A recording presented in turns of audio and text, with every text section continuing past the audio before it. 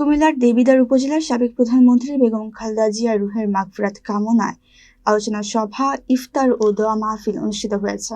বৃহস্পতিবার বিকেলে উপজেলার বাঙ্গুরি মাদ্রাসা মাঠে এই আয়োজন করা হয়। ইউনিয়ন বিএনপির সাংগঠনিক সম্পাদক আবু বকর সিদ্দিকের সঞ্চালনায় অনুষ্ঠানে প্রধান বক্তা ছিলেন কুমিল্লা উত্তর জেলা বিএনপির সদস্য সচিব AFM তারেক মুন্সি। এ সময় আরও উপস্থিত ছিলেন দেবিদ্বার উপজেলা বিএনপির সভাপতি গিয়াসউদ্দিন, সদস্য সচিব কাজী মাসুদ ও আনোয়ার হোসেন সহ স্থানীয় ও জেলা পর্যায়ের নেতৃবৃন্দ। আলোচনা সভায় বক্তারা দেশের গণতন্ত্র পুনরুদ্ধারে সাবেক এই প্রধানমন্ত্রীর অবদানের স্মৃতিচারণ করেন। পরে মরহুমার রুহের মাগফিরাত এবং দেশ ও জাতির কল্যাণ কামনা করে বিশেষ দোয়া ও মোনাজাত করা হয়।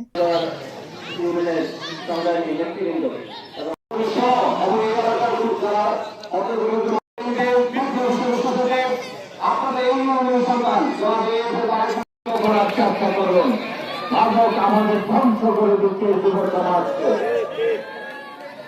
সর্বোপরি ম্যাডামের জন্য দোয়া করবেন, দোয়া করবেন, সবাই